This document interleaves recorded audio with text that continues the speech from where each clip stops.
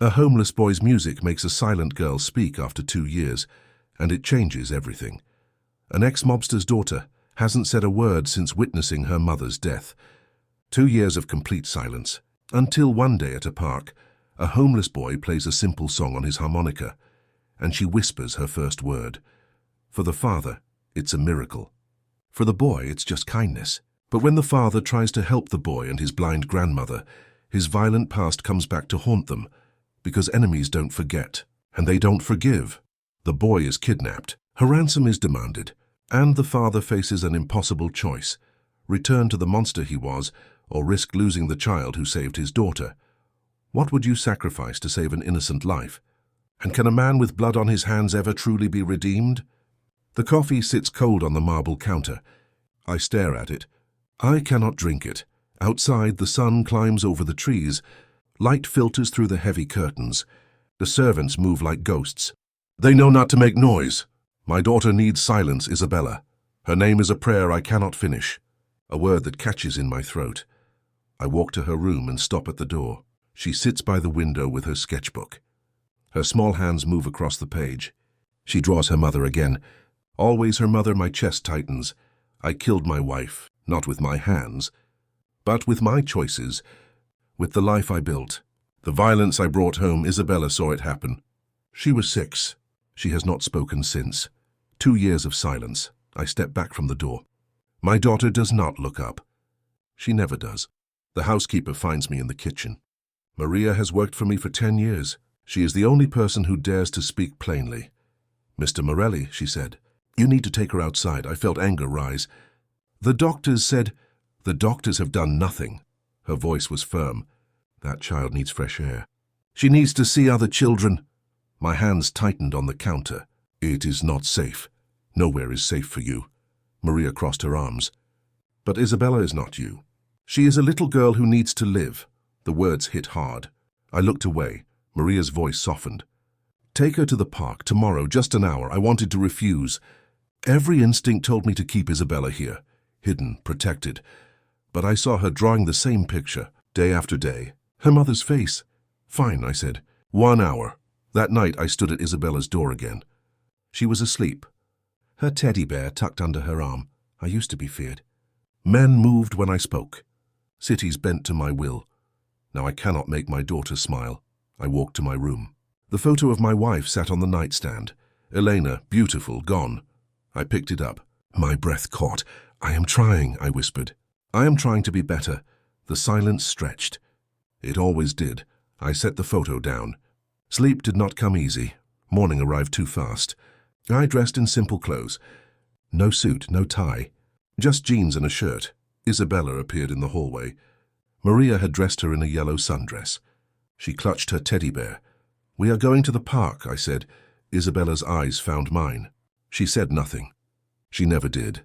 I felt guilt wrap around my throat. This child should be laughing, running, singing. Instead, she watched me with careful eyes. Old eyes, too old for 7. We walked to the black SUV. My men waited. I told them to follow at a distance. They nodded. They always obeyed. Isabella climbed into her seat. I buckled her in. Her small hands gripped the bear tighter. "It will be okay," I said. "I promise." Empty words. I had made promises before. They meant nothing. The park appeared through the trees. Families crowded the grass. Children ran. Parents laughed. I felt out of place immediately.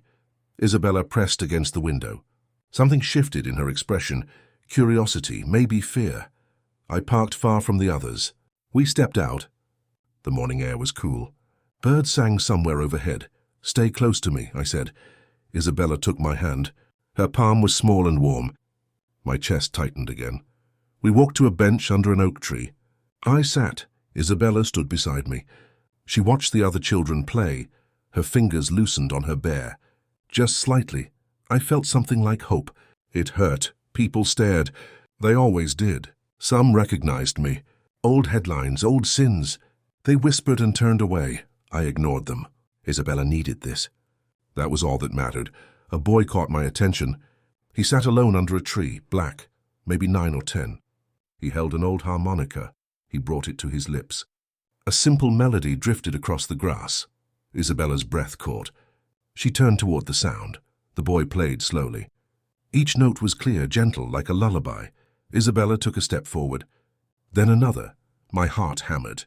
She had not moved toward anything in months. I stood. Isabella, but she kept walking slowly, carefully, her eyes fixed on the boy. He noticed her. He stopped playing. He smiled. "Hi," he said. His voice was soft. Isabella stood 3 feet away, silent, staring. The boy lifted the harmonica. "You want to hear more?" Isabella nodded. Just once, my throat went dry. She had not responded to anyone. Not even doctors. The boy played again. The same gentle tune. Slow and sweet. Isabella sat down in the grass. Right there. No hesitation. I moved closer. My hands shook. I did not understand what was happening. The boy played for 5 minutes. Isabella watched him like he was the only thing in the world. When he finished, he lowered the harmonica. My grandpa taught me that. He said music helps when words don't. Isabella's lips parted. For a moment I thought, again the word came out soft, barely a whisper. But it came. Isabella spoke. I dropped my coffee cup. It hit the grass. Liquid spilled everywhere. The boy's eyes went wide. "Did she just—" "Again," Isabella said. Louder this time, my knees gave out. I sank to the ground beside her. Tears burned my eyes. 2 years. 2 years of silence. Of doctors. Of prayers I thought God would not hear. And this boy, this stranger, he gave her back her voice. "Isabella," I whispered. My voice cracked. "You spoke." She looked at me. Her eyes were bright. "Alive! Again," she said. The boy played. I wept. Time stopped. Or maybe it flew. I could not tell. The boy played 3 more songs. Isabella listened to each one. She even smiled. She smiled. When he finally stopped, I tried to speak. So my throat was too tight. "Thank you," I managed. "Thank you." The boy looked shy suddenly. "It's okay. I like playing for people. What is your name?" I asked. "Samuel," he said. "Samuel Williams. I am Antonio. This is my daughter, Isabella." Samuel waved at her. "Hi, Isabella." She waved back, no words. But the gesture was enough. My breath caught again. This was real. This was happening. "Do you come here often?" I asked. "Most days," Samuel said. "My grandma likes to sit over there." He pointed to an elderly woman on a bench. She wore a long dress. Her eyes were closed. "She gets tired. So we come here." I looked at the woman. Something about her seemed peaceful, like she carried no weight. "That is kind of you," I said. Samuel shrugged. "She takes care of me. I take care of her." Isabella reached toward the harmonica. Samuel smiled and handed it to her. She tried to blow into it. The sound came out wrong, too loud, too sharp. Samuel laughed. Not meanly, just happy. "It takes practice." Isabella tried again. This time 1 clear note rang out. She giggled. The sound shattered me. I had not heard my daughter laugh in so long. Something shifted in my chest. Something old and hard cracked open. Dark clouds began to roll in. The wind picked up. "We should go," I said. I did not want to. But Isabella needed routine, safety. "Can we come back?" Isabella asked. Her voice was small, fragile. I stared at her. 4 words. 4 beautiful words. "Yes," I said. "Tomorrow." "We will come back tomorrow." Samuel smiled. "I'll be here." Isabella handed back the harmonica. She looked at Samuel. Then at me she hummed, just barely.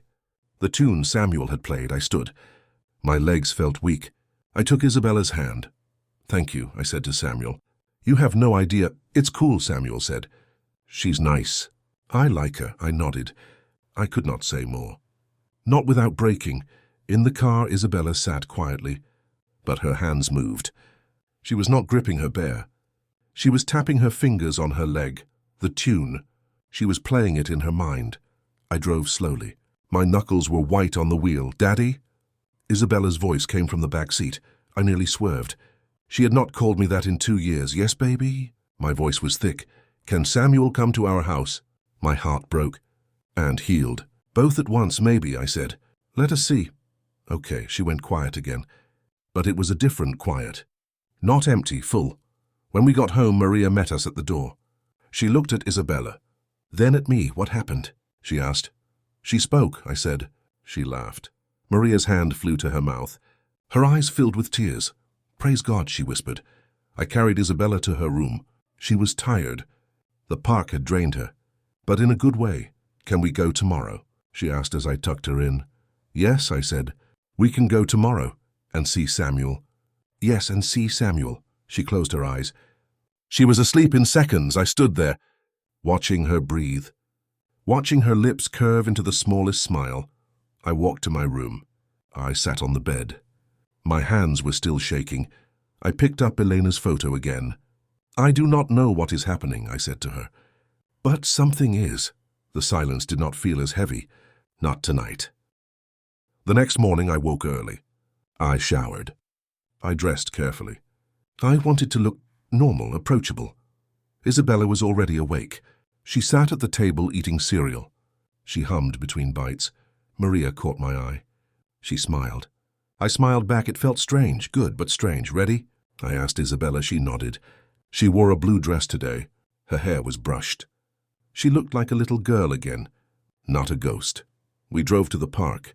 My men followed. I told them to stay back, invisible. Samuel was there, sitting under the same tree, feeding pigeons from a small bag. Isabella ran to him. Actually ran. My chest tightened. When had she stopped running? When had everything become so still? "Hi," Samuel said. "You came back." "I promised," Isabella said. 3 words. "So simple, so huge." Samuel grinned. "Want to help me feed the birds?" Isabella sat beside him. He handed her bread.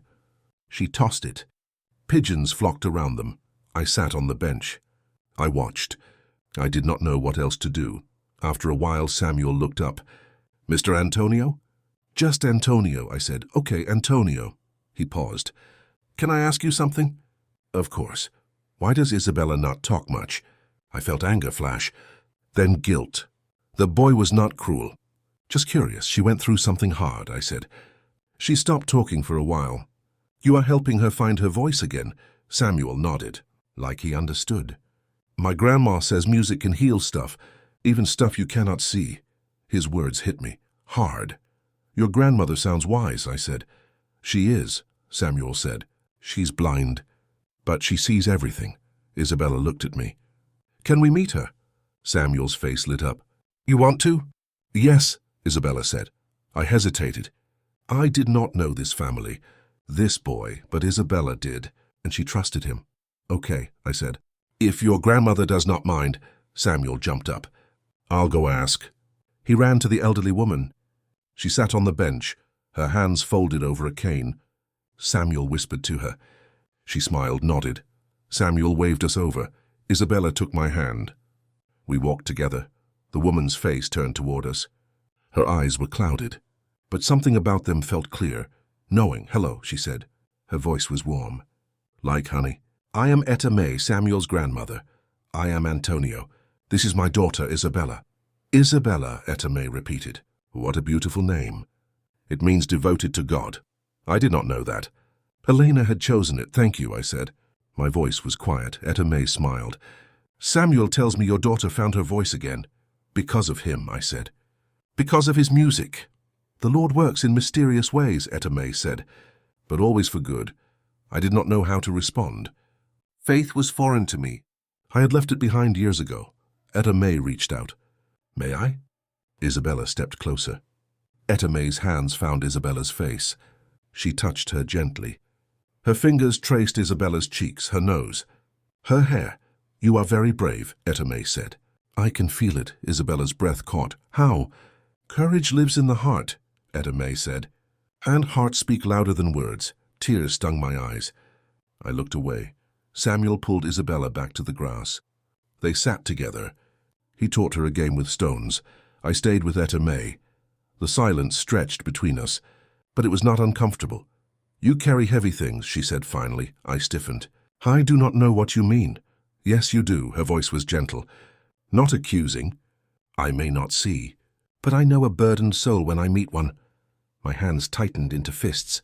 "You do not know me." "No," she said, "but I know pain and guilt. They have their own sound." I wanted to leave, to walk away, but something held me. "I was not a good man," I said. The words came out rough. "Hard was," Etta May said. Past tense. "I am still not good." "Then why are you here?" she asked. "Why is your daughter smiling for the first time in years?" I had no answer. Etta May reached out. Her hand found mine. She squeezed it. You are trying. That is what matters. God does not ask for perfection, just willingness. I pulled my hand back. I do not believe in God. That does not matter, she said. He believes in you. The words cut deep. Deeper than I expected. I looked at Isabella. She was laughing. Really laughing. Her hands were covered in dirt. Her dress had grass stains. She looked alive. Thank you, I said to Etta May, for raising a boy like Samuel. I did not raise him alone, she said. God had a hand in it. Just like he has a hand in this. In you. In your daughter. I did not argue. I just nodded. As the sun began to set, I told Isabella it was time to go. She did not want to. But she obeyed. Can we come back tomorrow? She asked Samuel. I will be here, he said. Isabella hugged him, quick, shy, but real. Samuel grinned. Bye, Isabella. Bye, Samuel. We walked to the car. Isabella turned back 3 times. Each time Samuel waved. In the car she was quiet. But her eyes were bright. Did you have fun? I asked. Yes, she paused. Daddy? Yes? Why does Samuel live in that small room? I glanced at her in the mirror. What do you mean? He told me. He and his grandma live in one room. They do not have much. My stomach twisted. I had not asked. I had not thought to ask. Some people have less than others, I said carefully, but that does not make them less important. I know, Isabella said. Samuel is the most important person I know. Her words broke me. Again. When we got home, I called Marco, my lieutenant. My right hand. I need you to find out about someone, I said. Discreetly. Who? Marco asked. A boy named Samuel Williams, and his grandmother, Etta May. They live near the community park. What do you want to know? Everything. I paused, but quietly. I do not want them to know. Understood, I hung up. I sat in the dark. My mind raced. Isabella had spoken. She had laughed. She had hugged a stranger, all because of a boy with a harmonica and a grandmother who saw with her heart. I did not believe in miracles. But this felt close. That night I went to Isabella's room. She was drawing again. But this time it was not her mother. It was Samuel, playing his harmonica. That is beautiful, I said.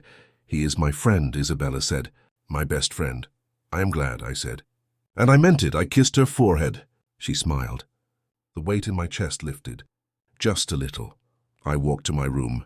I sat on the edge of the bed. Elena's photo stared back at me. I do not know what I am doing, I said. But I am trying.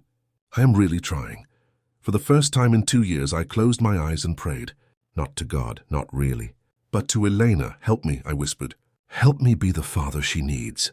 The house was silent, but it felt less empty. Less cold. Outside the wind carried the faint sound of music. Or maybe I imagined it. A harmonica. Soft and clear, I lay back. Sleep came easier than it had in months. Tomorrow we would go back to the park. Isabella would smile again. Samuel would play. Etta May would speak her quiet wisdom, and I would keep trying. One day at a time, because for the first time in a long time I had something to try for. Someone to protect. A reason to be better. Isabella was healing. And maybe, just maybe, so was I. Marco called the next morning. I was drinking coffee.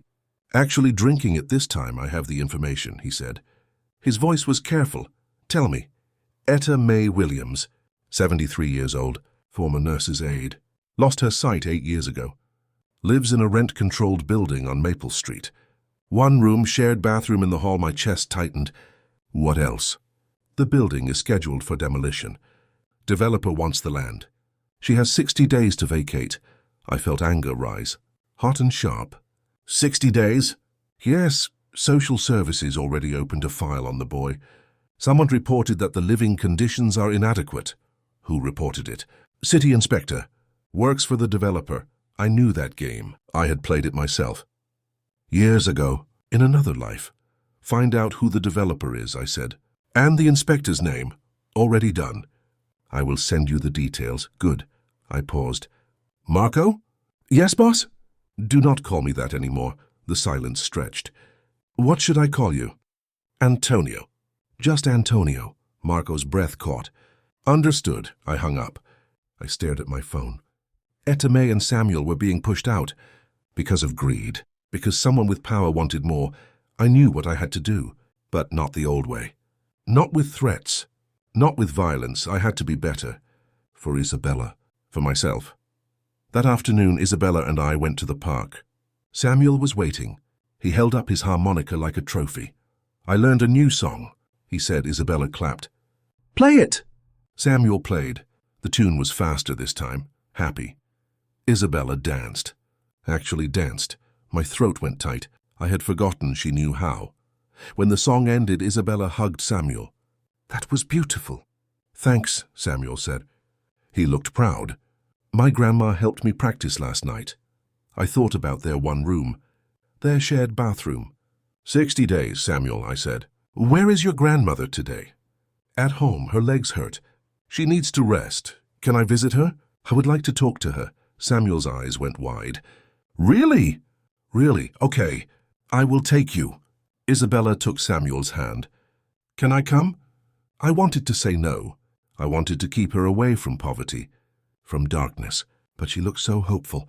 Yes, I said. You can come. We walked 6 blocks. Samuel led the way. He talked the whole time. About school. About his friends. About his favorite foods. Isabella listened. She asked questions.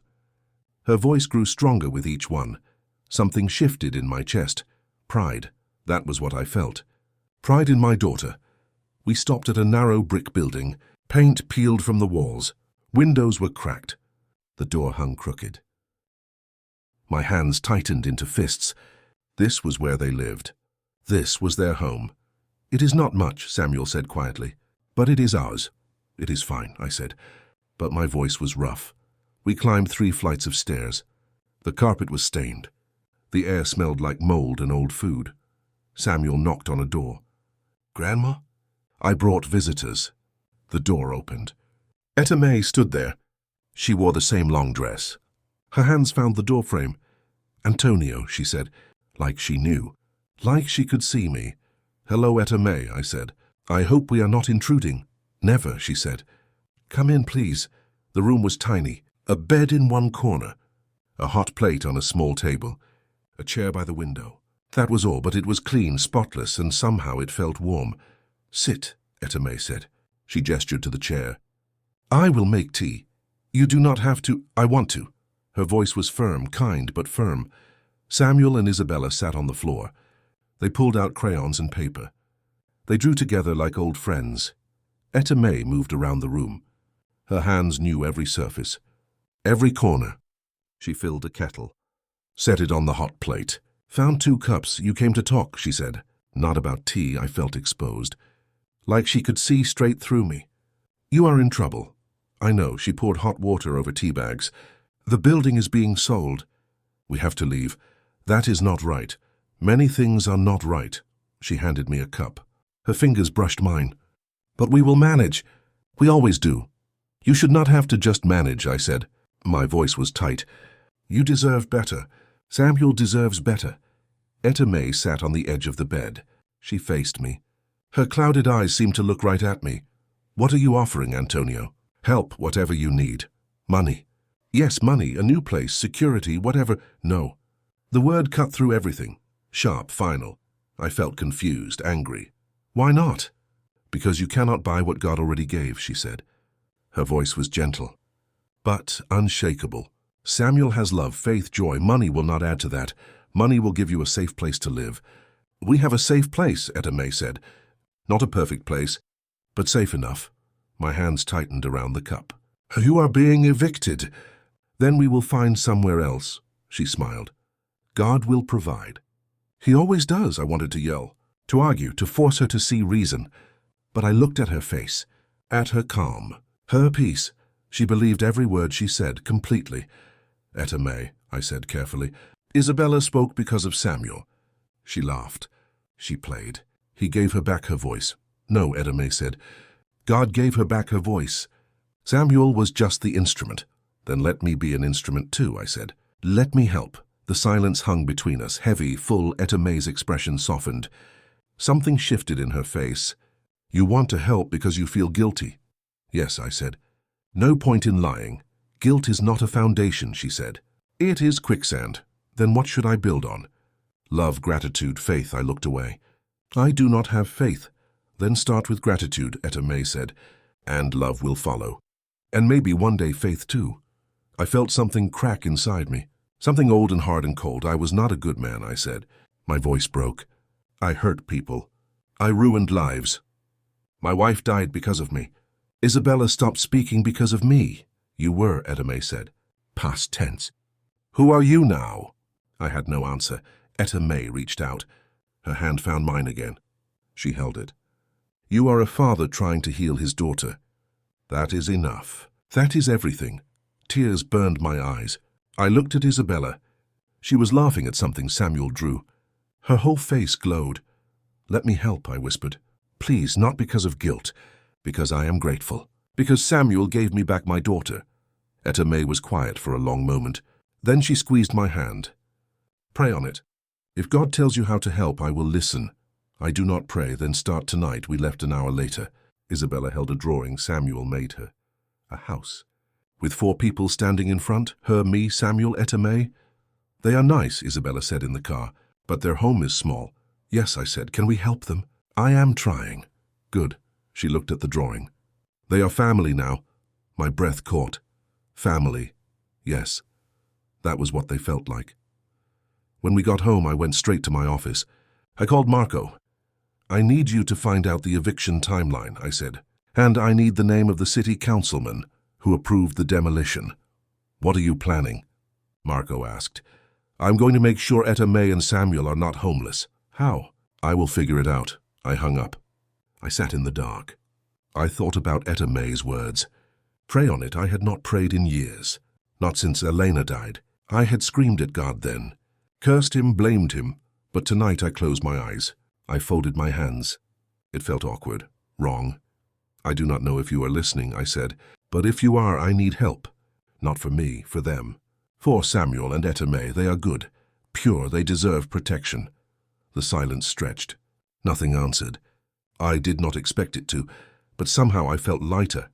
Like speaking the words mattered. Even if no one heard, 2 days passed. I took Isabella to the park every afternoon. Samuel was always there. They played. They laughed. They sang. Etta May came once. She sat beside me on the bench. We did not talk much, but her presence was calming, steady. On the 3rd day, Marco called. The inspector filed a complaint with Child Services. They are investigating Etta May. They may take Samuel. My vision went red. When? End of the week. Maybe sooner. I felt rage boil up. The old rage. The kind that ended with broken bones and blood. Boss Antonio, Marco corrected himself. What do you want me to do? I took a breath. Then another. I thought about Isabella. About Samuel. About the man I was trying to become. Find the inspector, I said. Offer him money to drop the complaint. That is bribery, I know. My voice was cold. Do it anyway. How much? Whatever it takes. Marco was quiet. Then he said, You sure about this? Yes. Okay, I will handle it. I hung up. My hands shook. I had sworn off this life. These methods. But what choice did I have? Let Samuel be taken? Let Etta May lose the only family she had? No, I would not let that happen. Even if it cost me my soul. Again that night I could not sleep. I paced my room. I looked at Elena's photo. What would you do? I asked. She did not answer. She never did, but I knew. Elena would have helped. Without hesitation, without shame. She always saw the good in people. Even in me, I'm trying, I whispered. I am trying to be the man you thought I could be. A knock at my door. Soft, hesitant. Come in, I said. Isabella stepped inside. She wore her pajamas. Her hair was messy. Daddy, are you okay? I felt my chest tighten. Yes, baby. I am fine. You are sad. She walked closer. Her eyes found mine. I can tell. I knelt down. I pulled her into a hug. She was so small, so fragile, but somehow so strong. I'm worried, I said. About Samuel and his grandmother. Why? They might have to leave. Someone wants to take their home. Isabella pulled back. Her face was fierce. That is not fair. No, it is not. Can you stop them? I am going to try. Good. She hugged me again. You are strong. You can do anything.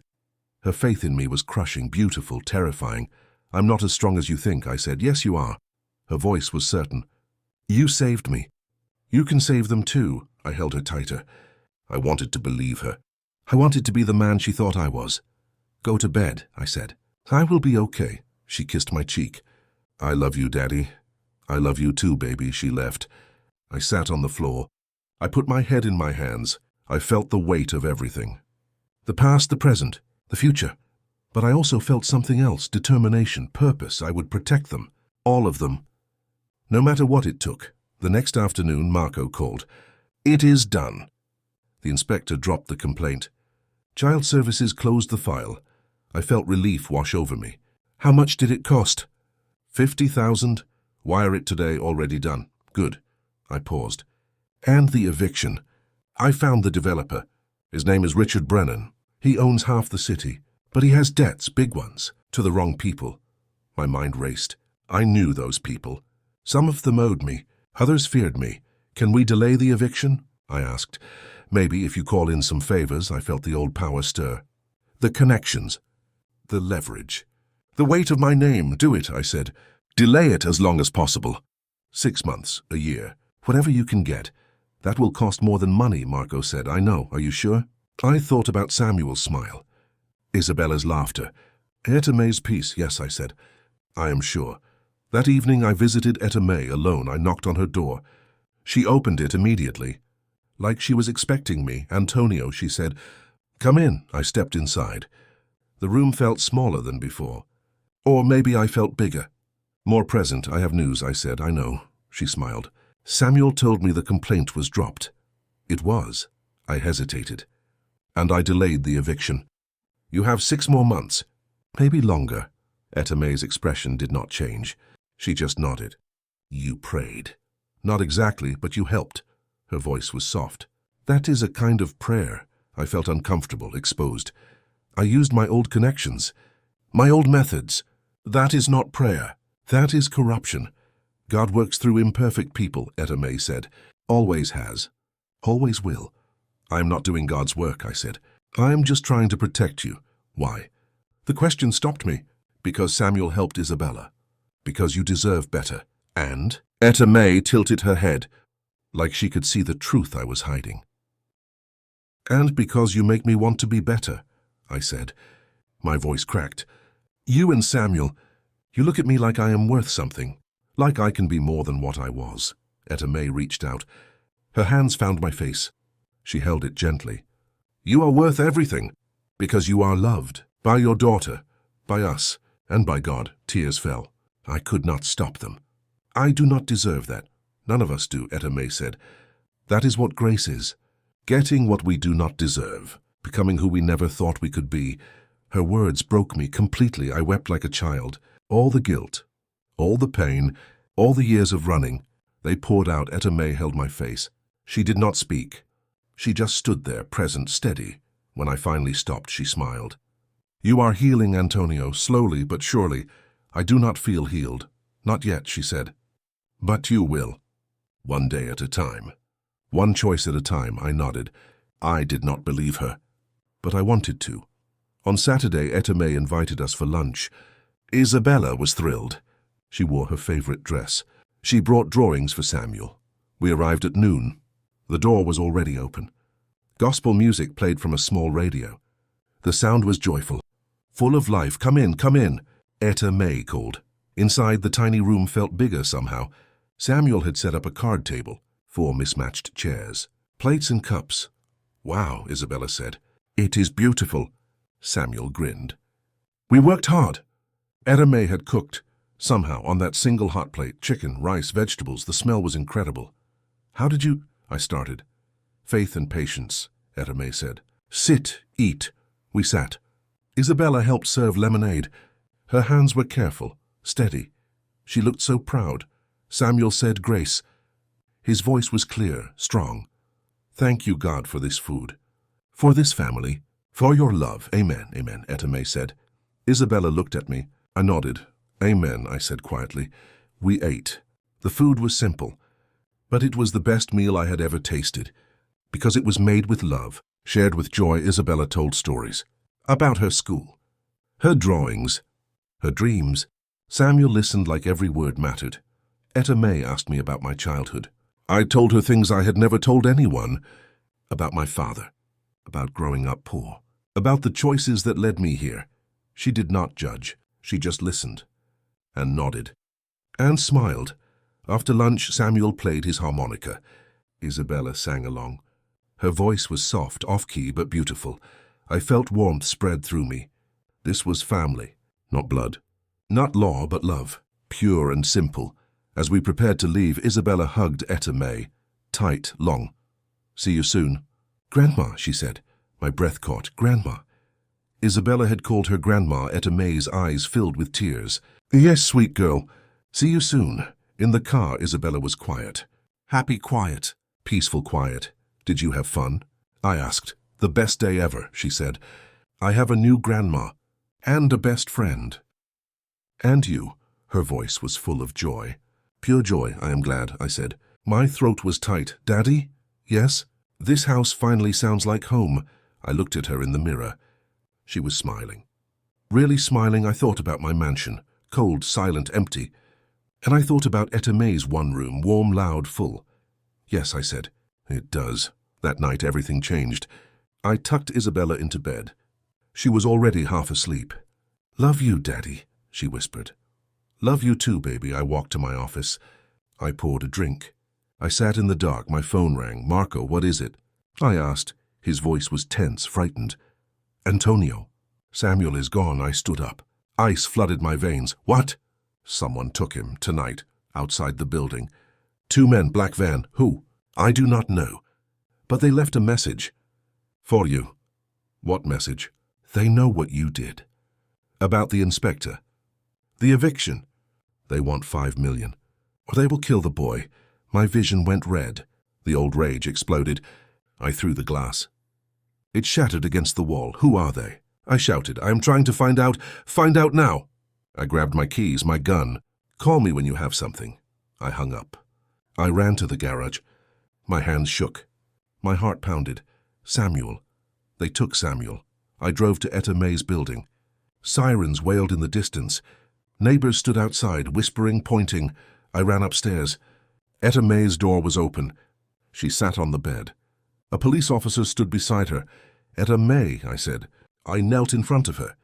I am so sorry. I am so sorry, she reached out. Her hands found my face. It is not your fault. Yes, it is. I felt tears fall.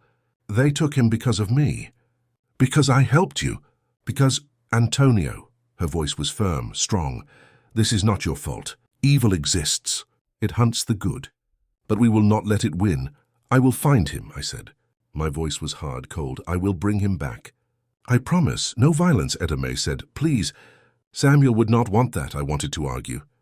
To tell her violence was the only language these people understood. But her face stopped me. So much faith, so much trust. I will do my best, I said. She nodded. That is all I ask. I stood. I walked outside. I called Marco. Any news? Yes, it is Rico Falcone. I felt my blood freeze. Rico, my old enemy. The man I betrayed years ago. He wants revenge, Marco said. The money is just an excuse. I leaned against the wall. My head spun. Where is he? I am working on it. Work faster. I hung up. I looked up at the sky. Clouds rolled in. Thunder rumbled.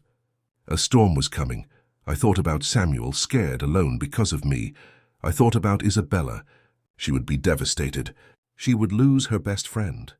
Her voice. I thought about Etta May, her faith, her strength, and I thought about myself. The man I was, the man I wanted to be. I reached for my gun. My fingers touched the cold metal. 1 bullet. That was all it would take. 1 bullet to end Rico, to save Samuel, to return to the darkness. But then I heard Isabella's voice in my mind. You are strong. You can do anything. I pulled my hand back. I looked at the storm clouds. I do not know what to do, I whispered. Help me, please, help me. The thunder answered loud, final. I got in my car. I drove home. I went straight to Isabella's room. She was still asleep, peaceful, innocent. Daddy? She mumbled. Her eyes opened slightly. Go back to sleep, baby, I said. Everything is okay. Is Samuel okay? I hesitated. I wanted to lie. To protect her. He is fine. I promise, she smiled. She believed me. She always believed me. I kissed her forehead.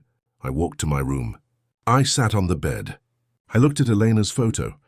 I do not know how to do this, I said. I do not know how to save him without becoming the monster again. The silence stretched, long, heavy. Then I did something I had not done in years. I knelt. I clasped my hands. I prayed. God, I said. My voice broke. I do not know if you hear me. I do not know if you care.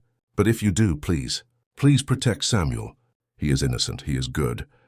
He deserves to live, to grow, to play his music. I paused. Tears fell. And if you are real, if you are listening, show me how to save him, without blood, without sin. Show me how to be the man my daughter thinks I am. The storm broke outside. Rain hammered the windows. Lightning flashed. Thunder shook the house, but inside I felt something. Not peace, not certainty, but something, a small voice. Whisper, wait, trust, believe. I did not know if it was God or my imagination or desperation, but I listened. I set my gun on the nightstand. I lay down. I closed my eyes. Tomorrow I would find Samuel, but not the old way, not with violence. Not with death. I would find another way, a better way, even if it killed me. Morning came too soon. I did not sleep. I stared at the ceiling. Thunder had stopped. Rain still fell. My phone rang at 6. Marco. I found him, he said. Rico has Samuel in a warehouse, east side, near the docks. My chest tightened. How many men? 5, maybe 6. All armed. When do they want the money? Midnight tonight. They said come alone, no police, or the boy dies. I felt rage pulse through me, hot, violent. The old Antonio screamed to be released, to tear them apart, to paint the walls red. But I heard Isabella's voice, Samuel's laugh. Etame's prayers. I am going, I said, but not how they expect. What do you mean? I am going unarmed. Marco's breath caught. That is suicide. Maybe, but it is the only way. Antonio, trust me, Marco, please. The silence stretched. Then Marco said quietly, what do you need from me? Wait outside the warehouse. If I do not come out by 1 a.m., call the police. Tell them everything. And if you come out, then we go home. I hung up. I walked to Isabella's room. She was awake, drawing. She looked up. Her eyes found mine. Something is wrong, she said. Not a question. A statement. I sat on her bed. My hands shook. Samuel is in trouble. Her face went pale. What kind of trouble? Bad people took him. They want to hurt me. They are using him to do it. Isabella's breath caught. Tears filled her eyes. Are you going to save him? Yeah. How? I looked at her. Really looked at her. 7 years old. So brave, so strong. I am going to trade myself for him. No. She grabbed my arm. They will hurt you. Maybe, but I will not let them hurt Samuel. Daddy, please. She was crying now, hard. Do not go. Call the police. Call your men. Call Isabella. My voice was gentle, firm. I have to do this. Samuel is your friend, your family. I cannot let him be hurt because of me. But I need you. Her voice broke. I just got you back. I cannot lose you too. My chest tightened. I pulled her close. She sobbed into my shirt. Her small body shook. You will not lose me, I whispered. I promise. I am coming back. You cannot promise that. I just did. She pulled back. Her face was red, wet. What if you are lying? What if, Isabella? I held her face in my hands. I have done terrible things. I have lied. I have hurt people. But I have never lied to you, not once. And I am not starting now. She stared at me. Something shifted in her expression. Fear, love, trust, all at once. Okay, she whispered. But you have to come back. You have to.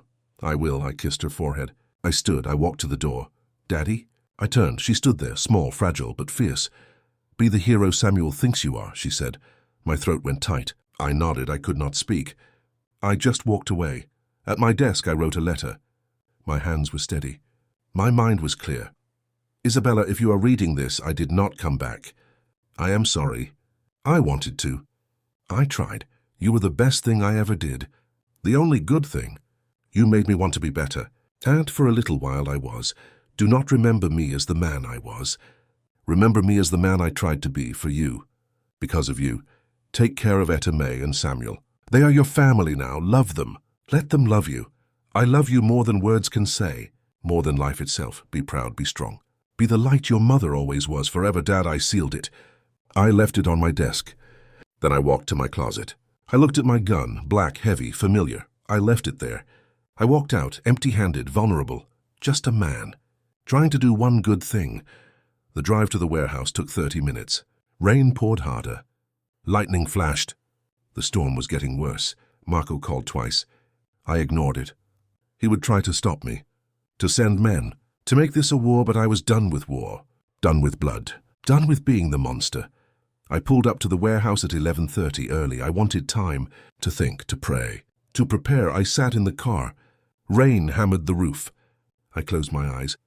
God, I said, I do not know if you are there. But if you are, please, protect Samuel. Let him go home. Even if I do not, the silence hung between us, heavy, full. Then I heard it, a whisper, not audible, but real. I am with you. I felt something shift, not peace, not certainty, but something, courage maybe, or faith. I stepped out of the car. Rain soaked me instantly. I walked to the warehouse door. It was unlocked. Inside, the darkness pressed close. Water dripped from rusted pipes. Rats scurried in corners. Rico! I shouted. My voice echoed. I am here! Let the boy go. Lights flickered on, blinding. I raised my hand. Shapes moved in the shadows, 5 men, 6, all armed. All watching. And in the center, Rico Falcone, older, thinner, but still dangerous. Antonio Morelli, he said. His voice was cold, mocking. The great Don, come to save a little boy. How touching. Where is Samuel? I asked. Rico gestured. 2 men dragged Samuel forward. His hands were tied. His face was bruised. But his eyes were clear, defiant. Mr. Antonio! Samuel shouted. Do not. 1 man hit him. Samuel fell. I felt rage explode. My hands tightened into fists. Let him go, I said. My voice was deadly quiet. Rico laughed. Oh, I will. After you give me $5 million. I did not bring money. The laughter stopped. Rico's face twisted. What? I brought myself. I stepped forward. Take me. Let Samuel go. That is the trade. Rico stared. Then he laughed again, harder. You think I want you? You are nothing. A has-been, a joke. Then why did you take the boy? To hurt you. Rico's voice rose. To make you feel what I felt. When you betrayed me. When you destroyed my family. I know. My voice was calm. And I am sorry. For what I did. For who I was. I was wrong. Rico's breath caught. Like the words hit him hard. I deserve your anger, I continued. Your hate. But Samuel does not. He is innocent. Let him go. Kill me if you want. But let him go. The warehouse went silent. The men shifted, uncomfortable, unsure. 1 man stepped forward. Young, maybe 25. He looked at Rico. Boss, maybe we should... Shut up! Rico shouted. But the damage was done. Doubt crept in. I saw it in their faces. Their eyes. I am unarmed, I said. I opened my jacket. Turned around. See, no gun. No weapon, just me. Offering myself. For a child. Rico's hand shook. He raised his gun. Pointed it at my chest. You think this makes you noble? You think this makes you good? No, I said.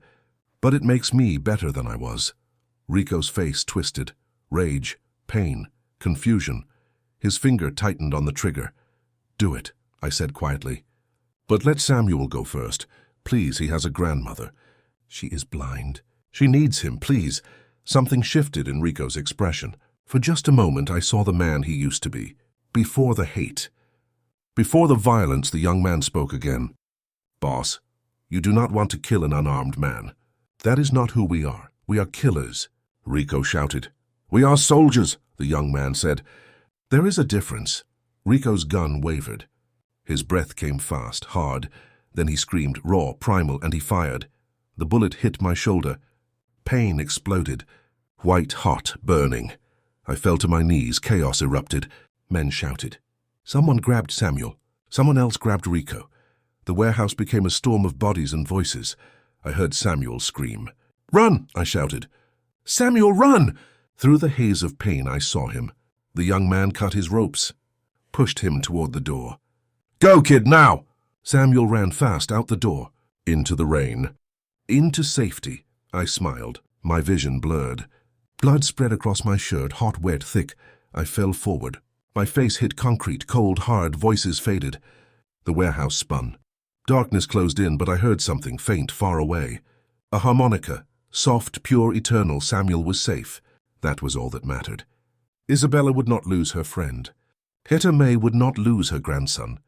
I had done one good thing, finally, after all the evil. One good thing. Elena's face appeared, smiling.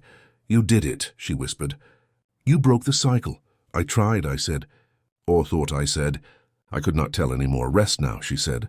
You earned it. Her hand touched my face, warm, gentle. Then she was gone and everything went black. Sirens wailed. Red and blue lights flashed. Voices shouted commands. Hands lifted me, moved me. Pain screamed through my body. Stay with us. Someone shouted. Sir, can you hear me?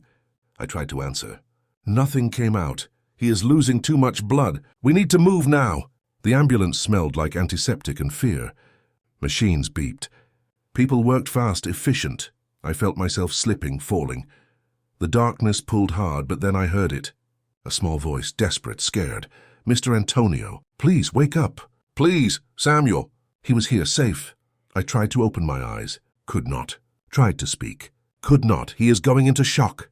Get the boy out of here. No, please. He saved me. He saved me. Samuel's voice broke. I heard him crying. Felt his small hand grab mine. I am sorry. Samuel sobbed. I am so sorry. This is my fault. I wanted to tell him no. To tell him he was good, innocent, perfect. But the darkness won. It swallowed me whole.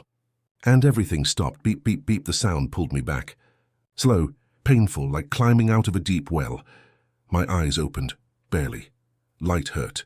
Everything hurt. White ceiling. White walls, machines, tubes, hospital. I was alive somehow, Daddy. A voice, small, hopeful, scared. I turned my head slowly. Isabella sat beside the bed. Her face was pale. Her eyes were red. She held something.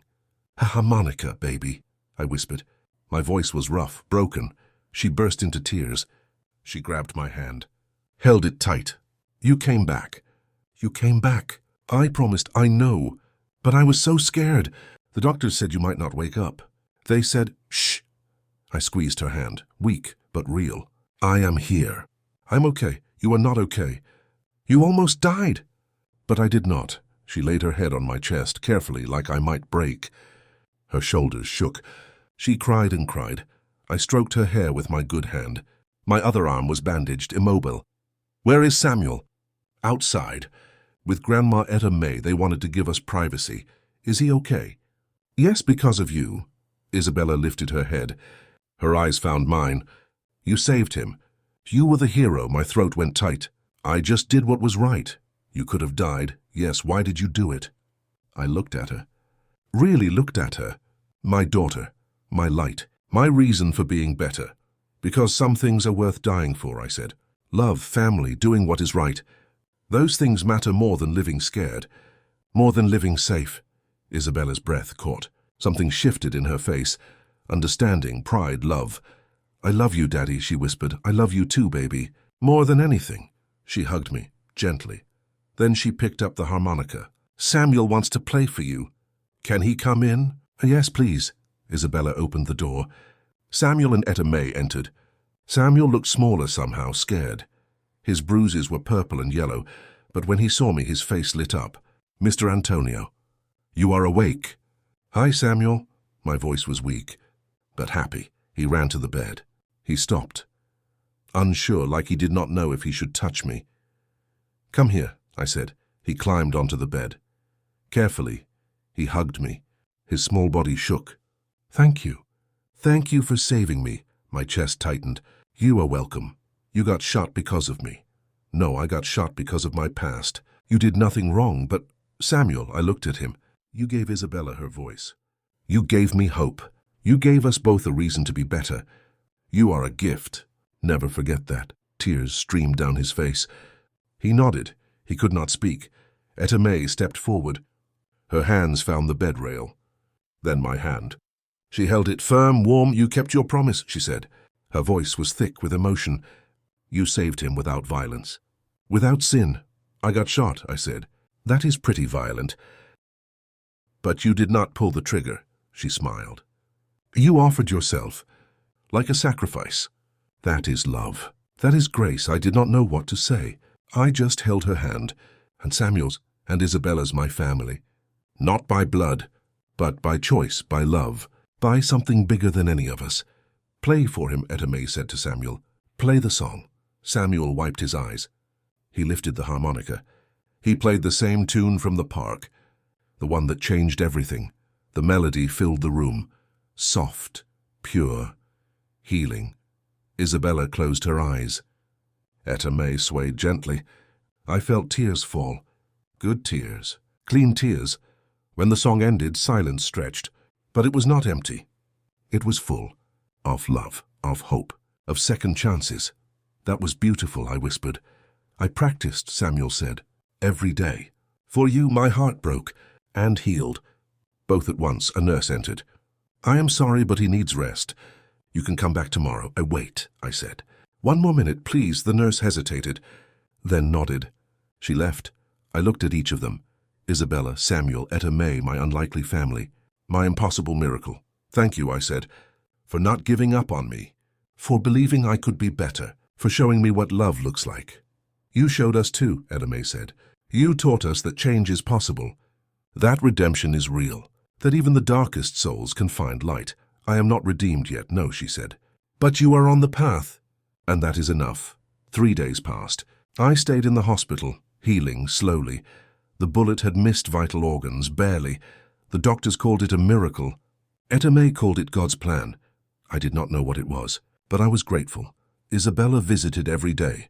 She brought drawings, stories, laughter. She filled the sterile room with life. Samuel came too. He played his harmonica. We talked about music, school, dreams. He wanted to be a musician. I promised to help him. Etta May came last, always. She would sit beside my bed. Hold my hand, pray over me. Her faith was unshakable, contagious. On the 4th day, the police came.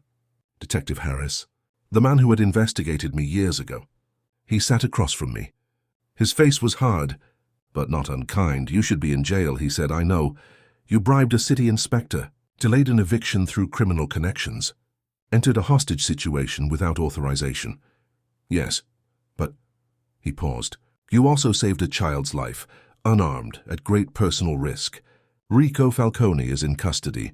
His men testified against him because of what you did. How you acted, I said nothing. I just waited. Detective Harris leaned forward. I spent 10 years trying to put you away. I thought you were evil, irredeemable. I was. No. His voice was firm. You were lost. There is a difference, and now you are found. My breath caught. What are you saying? I am saying the charges are dropped. All of them. The inspector admitted he was corrupt. The developer withdrew the eviction, and Rico's men spoke in your favor. They said you were the first person to show them mercy. I felt tears sting. I do not deserve mercy. None of us do. Detective Harris stood. He held out his hand. But we get it anyway. That is how grace works. I shook his hand. His grip was strong, honest. Do better, he said. Be the man those kids think you are. I will try. That is all anyone can ask. He left. I sat in the silence, stunned, free, not just legally, but emotionally, spiritually. The past was still there. The guilt, the pain, but it did not own me anymore. I was more than my worst choices. More than my darkest moments. I was a father, a friend, a work in progress, and that was enough. 2 weeks later, they discharged me. Marco drove me home. Isabella sat beside me in the back seat. She held my hand the whole way. Are you okay? She asked. Yes, just tired. Grandma Etta May is making dinner. She said you need real food, not hospital food, I smiled. She is right. We pulled up to my house. But instead of going inside, Marco drove past it. To the park, Etta May and Samuel waited on the bench. Our bench, where everything started. I got out slowly. My shoulder ached. But I walked to them. Isabella ran ahead. She hugged them both. Welcome back, Etta May said. She stood. Her hand found my arm. How do you feel? Grateful, I said. Alive. Good, she smiled. Because we have work to do. Work Samuel grinned. We have an idea. What idea? A community center, Etta May said, for kids like Samuel. Kids who need a safe place. Music lessons. Art classes, tutoring, a place where they can be loved. My heart swelled. That is a beautiful idea. We want you to help, Samuel said. You have money, connections, you can make it happen. I looked at them, at their hopeful faces, at their faith in me. Yes, I said. Yes, I will help.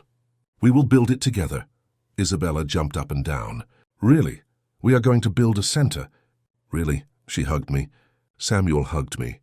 Even Etta May pulled me close. We stood there, a family, planning, dreaming, believing. For the first time in my life, I felt truly alive, truly free, truly at peace. 6 months passed. The center rose from an empty lot. Brick by brick, dream by dream, I used my money, my connections. But this time for good, for hope, for children who needed it. We called it the Harmony Center for Hope. Samuel chose the name. Isabella designed the logo. A harmonica surrounded by musical notes. On opening day, 200 people came. Families, children, press. Everyone wanted to see what the redeemed mobster had built. I stood at the entrance, nervous. Isabella held one hand. Etta May held the other. Samuel stood in front, ready to cut the ribbon. Thank you all for coming, I said into the microphone. My voice shook. This center is not about me. It is about second chances, about love, about believing people can change. I looked at Isabella. My daughter taught me that. She showed me what unconditional love looks like. I looked at Samuel. This young man taught me that kindness can heal, that music can transform, that innocence can save even the most broken soul. I looked at Etta May, and this woman taught me about faith, about grace, about believing in something bigger than myself. My throat went tight. I was a bad man. I hurt people. I caused pain. But these three showed me another way, a better way, and this center is my promise to keep walking that path, to help others find their way too. The crowd applauded. Tears fell, mine, Isabella's, even Etta May's. Samuel cut the ribbon. Music poured from inside. Laughter, joy, life, children ran in. They explored. They played. They belonged. I stood there watching, my heart full, my soul at peace. Isabella squeezed my hand. You did it, Daddy. You changed the world. No, I said. We did it. Together. Together, she repeated. She smiled. The biggest smile I had ever seen. That evening, after everyone left, I walked to the old park bench. Alone. The sun was setting. Orange and pink streaked the sky. I sat down. I closed my eyes. I listened. Children laughed in the distance. Birds sang. Life moved forward. I thought about Elena. I hope you are proud, I whispered. I hope I became the man you always believed I could be. The breeze picked up, warm, gentle, like a touch, like an answer. I opened my eyes. Tears fell, but they were good tears. Happy tears. Samuel appeared. He sat beside me. He did not speak. He just lifted his harmonica, and he played. The melody drifted across the park. Soft, pure, eternal. The same song that changed everything. That gave Isabella her voice. That gave me my soul. I closed my eyes again. I let the music wash over me, through me, healing wounds I did not know I still had. When the song ended, Samuel lowered the harmonica. That is my favorite song. Mine too, I said. Why? Because it reminds me of forgiveness. What does forgiveness sound like? I smiled. I looked at the sky, at the fading light, at the beauty of this simple moment. Like that, I said. Exactly like that. Samuel nodded, like he understood. Maybe he did. We sat in silence, comfortable, complete. The day ended. Night came. Stars appeared. And for the first time in years, I felt home. Really home. Not in a building, but in my heart, in my purpose, in the love of the people around me. I was not perfect. I never would be. But I was better. As that was enough, Isabella's voice called from across the park. Daddy, Samuel. Time to go, we stood. We walked together. Toward the center, toward the light, toward family. The harmonica notes faded into the wind, soft and sweet. A promise, a prayer, a song of redemption. I looked back one last time. At the bench, at the tree, at the place where everything changed. Thank you, I whispered. To God, to Elena, to the universe, to whatever force brought us together. Then I turned. I walked forward. Toward tomorrow. Toward hope. Toward peace. The story was not over, but this chapter was, and it ended the way it should. With love, with family, with grace. I used to think redemption was impossible, that once you crossed certain lines you could never come back. That darkness was permanent. Final. I was wrong, not because redemption is easy. It is not. Every day I wake up and choose to be better. Every day I fight the old instincts, the old anger, the old me, but I am winning slowly. One choice at a time, because of Isabella, because of Samuel, because of Etta May, because love is stronger than sin. Light is stronger than shadow, and forgiveness is possible. Even for men like me 6 months later. The morning sun filters through the windows of the Harmony Center. I arrive early, before the children, before the staff. I like the quiet, the peace. My shoulder still aches sometimes when it rains, when I move wrong. A reminder, not of violence, but of sacrifice. Of the day everything changed. I walk through the music room. Instruments line the walls, guitars, keyboards, drums, and harmonicas. Dozens of them. Samuel insisted. Every kid should have one, he said. He was right. He usually is. The art room is next. Isabella's drawings cover the walls. Bright colors. Happy faces. Hope captured in crayon and paint. She teaches here twice a week. She is only 7. But she shows the younger kids how to draw, how to express what they cannot say, how to find their voice through art. I felt proud watching her. Every single time the main hall holds photos, before and after pictures of the center. Articles about our work. Letters from families we helped. One letter hangs in a frame. From Rico Falcone, written from prison. Antonio, I hated you for so long. That hate consumed me, destroyed me. But watching you offer yourself for that boy changed something. I saw what I could have been, what I should have been. I am sorry for everything. I hope you find peace. You earned it. Rico, I read it every morning. Not to feel proud, but to remember.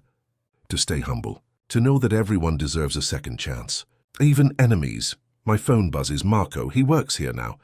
As head of security, but also as a mentor, teaching boys like Samuel about honor, about strength, about being a man without being violent. Morning, boss, he said. Just Antonio, I said. Like always, right, Antonio. I heard him smile. The mayor called. She wants to meet, about expanding the center. My chest tightened. Good tight. Hopeful tight. When? Next week. She is bringing funding proposals. Good, set it up, will do. I hung up.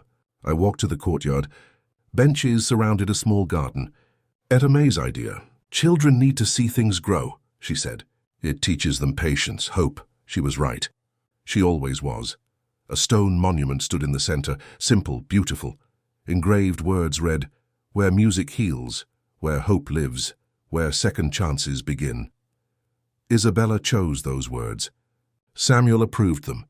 Etta May blessed them, and I wept when they were unveiled, because they were true. All of it, footsteps behind me, light, familiar. Isabella, good morning, Daddy, she said. I turned. She wore jeans and a yellow shirt. Her hair was in a ponytail. She looked happy, healthy, whole. Good morning, baby. You are early. I wanted to help set up. The new kids are coming today. That is kind of you, she smiled. Something shifted in her expression. Pride, joy, purpose. I remember being new, being scared. I want them to feel safe. My throat went tight. You are a good person, Isabella. The best person I know. I learned from you. No, you taught me. She hugged me, quick, warm. Then she ran inside, ready to help, ready to serve, ready to love. I stood there, watching her go. My heart full, my soul at peace. A year ago I was drowning, lost, broken, but now I was here, building, healing, living, not perfectly, but honestly, and that made all the difference. By noon the center buzzed with life. 30 children, ages 5 to 15, laughing, playing, learning. Samuel moved through them like a conductor. His harmonica hung around his neck. He stopped to help a girl with her guitar, to encourage a boy at the piano, to make everyone feel seen. He was 10 now, taller, stronger, but still the same gentle soul. Still the boy who changed everything. Etta May sat in the garden. Children surrounded her. She told them stories about faith, about courage, about believing in themselves. Her voice was warm, full of wisdom. The children listened like she held all the answers. And maybe she did. I watched from the doorway. Marco stood beside me. "You built something good here," he said. "We built it," I said. "All of us." "Yeah," his voice was soft. "We did." A young boy approached. Maybe 6, Latino. His name was Miguel. He arrived last week, quiet, withdrawn. His parents were deported. He lived with an aunt who worked 3 jobs. "Mr. Antonio?" he said. His voice was small. I knelt down. "Yes, Miguel? Can I learn the harmonica? Like Samuel?" My breath caught. "Of course. Samuel would love to teach you." "Really?" "Really." His face lit up. He ran to Samuel, shouting, excited. Samuel grinned. He handed Miguel a harmonica, started showing him how to hold it, how to breathe. I felt tears sting. This was why we built this place. For moments like that. For children like Miguel. For hope like this. "You okay?" Marco asked. "Yes." I wiped my eyes. "Better than okay." That evening, Etta May invited us for dinner. Her apartment was different now, bigger, on the first floor. No stairs, no shared bathroom. I paid for it. Anonymously at first, but she found out. She confronted me. I expected anger. Instead, she hugged me. "Grace received is grace shared," she said, so I helped. And she accepted. And it felt right, good, pure. We arrived at 6. Isabella carried flowers. I carried wine. Sparkling cider for the kids. Samuel opened the door. "You are here. Grandma made your favorite." "What is my favorite?" I asked. She said, "You will know when you smell it." I walked inside. The aroma hit me. Chicken parmesan. Garlic bread. The exact meal Elena used to make. Every Sunday, my chest tightened. Etta May appeared from the kitchen. She smiled. I asked Maria. She told me. "Etta May." My voice cracked. "You did not have to." "I wanted to." She took my hand. "You give so much." "Let someone give back." I could not speak. I just nodded. Isabella squeezed my other hand. She knew. She always knew. We sat at the table. A real table. With 4 chairs. Matching plates. Cloth napkins. Etta May had made this place a home. Warm, full, alive. Samuel said grace. His voice was clear, confident. "Thank you, God, for this food. For this family. For second chances and new beginnings. Amen." "Amen," we said together. We ate. We talked. We laughed. Isabella told stories about the center. Samuel shared his dreams of becoming a music teacher. Etta May listened, smiled, glowed with pride. I sat back. I watched them. My unlikely family. My impossible miracle. And I felt something I had not felt in years. Belonging, complete belonging. "Antonio," Etta May said, "you are quiet." "Just thinking." "About what?" "About how lucky I am." Luck had nothing to do with it. Her eyes found mine, clouded, but seeing. Always seeing. God brought us together. For a reason. What reason? To heal each other. She smiled. And we did. Isabella leaned against me. "I love our family." "Me too," Samuel said. Etta May reached across the table. She took my hand. "We love you, Antonio. All of you. The good, the bad, the broken, the healed." My throat went tight. Tears fell. I did not hide them. Not anymore. "I love you too. All of you. You saved me." "We saved each other," Etta May said. And she was right. We had, through music, through faith, through love. We had saved each other. Completely. After dinner, Samuel played his harmonica. The same song from the park. The song that started everything. Isabella sang along, soft, sweet, perfect. Etta May swayed gently. Her hands folded, her face peaceful. I closed my eyes. I let the music wash over me, through me, healing wounds I forgot I had. When the song ended, Isabella yawned. "I am tired." "Let us go home," I said. We said goodbye. Hugs all around, long, warm, real. In the car, Isabella was quiet. The good kind, peaceful. She looked at me. Her eyes found mine. "Daddy?" "Yes, baby?" "Are you happy?" I thought about the question. Really thought about it. A year ago, I would have said no. Happiness was impossible. A dream, a lie. But now? "Yes," I said.